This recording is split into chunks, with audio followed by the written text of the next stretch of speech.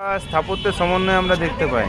ওপরের দিকটা পিরামিডের মতো দেখা যাচ্ছে, যেটা ইজিপশিয়ান আর্কিটেকচার।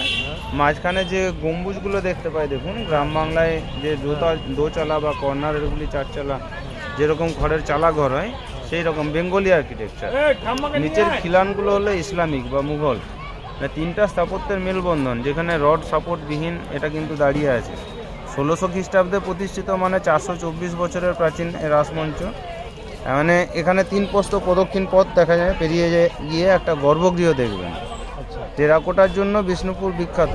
টেরাকোটা বলতে এক কথায় পোড়ামাটির যে শিল্পকর্ম, সেটাই আমরা টেরাকোটা বলে থাকি।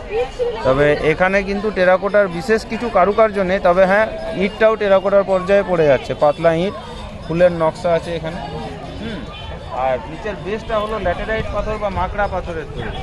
তবে 1600 খ্রিস্টাব্দ থেকে ধারাবাহিকভাবে এই জায়গাতে রাস উৎসব হয়েছে 1900